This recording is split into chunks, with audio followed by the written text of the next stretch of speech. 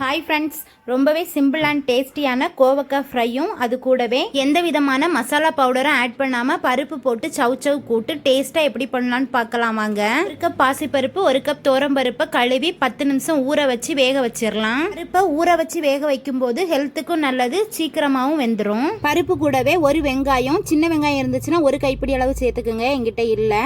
கூடவே ஒரு தக்காளி, பச்சை மிளகா, ஒரு காஞ்ச மிளகா, 5 பல் பூண்டு, 1/4 ஸ்பூன் மஞ்சத்தூள், தேவையான அளவு உப்பு சேர்த்து வேக வச்சிடலாம். என்னோட வீடியோஸ் உங்களுக்கு பிடிச்சிருந்தா வீடியோக்கு மறக்காம ஒரு லைக் கொடுங்க. நம்ம சேனலை சப்ஸ்கிரைப் பண்ணி சப்போர்ட் பண்ணுங்க ஃப்ரெண்ட்ஸ். சவுச்சவுல தோலை நீக்கிட்டு இந்த சைஸ்ல கட் பண்ணிக்கலாம்.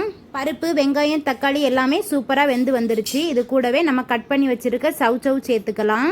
கூடவே தேவையான அளவு உப்பு சேர்த்து தண்ணி தேவைப்பட்டுச்சுன்னா கொஞ்சமாக தண்ணி ஊற்றி வேக வச்சிடலாம். காய் வெந்ததும் நல்லா மிக்ஸ் பண்ணி விட்டுட்டு எண்ணெயில் கடுகு, உளுந்தம் பருப்பு, 1 ஸ்பூன் ஜீரகம், கருவேப்பிலை தாளிச்சு ஊற்றிட்டு பெருங்காய பவுடர் சேர்த்துட்டு ஃபைனலாக மல்லியலை தூவி மிக்ஸ் பண்ணிட்டீங்கன்னா சூப்பர் டேஸ்டியான சவ் கூட்டு ரெடி ஆயிரும். சவ் கூட்டு இதே மெத்தட்லேயே வச்சு பாருங்க, டேஸ்ட் சூப்பராக இருக்கும். கூடவே கோவக்காய் ஃப்ரை சிம்பிளாக ரெடி பண்ணிடலாம். எண்ணெயில் கடுகு, உளுந்தம் பருப்பு, கருவேப்பிலை தாளிச்சிட்டு கட் பண்ணி வச்சிருக்க கோவக்காவும் சேர்த்து தேவையான அளவு உப்பு சேர்த்து நல்லா மிக்ஸ் பண்ணி விட்டு வேக வச்சுட்டு காய் வந்ததும் சில்லி பவுடர் ஆட் பண்ணி மிக்ஸ் பண்ணிட்டீங்கன்னா சூப்பர் டேஸ்டியான கோவக்காய் ஃப்ரையும் ரெடி ஆயிரும். இதே மெத்தட்லேயே சவ் கூட்டு கோவக்காய் ஃப்ரை செஞ்சு சாப்பிட்டு பார்த்துட்டு டேஸ்ட் எப்படி இருந்துச்சுன்னு எனக்கு கமெண்ட்ல சொல்லுங்க. நாங்கள் இன்னைக்கு சாதம், சவ் கூட்டு, கோவக்காய் ஃப்ரை என்னோட ஹஸ்பண்ட் செஞ்ச பருப்பு வடை வச்சு சாப்பிட போறோம். வீடியோ பிடிச்சிருந்தா வீடியோக்கு ஒரு லைக் கொடுங்க. Thank you friends.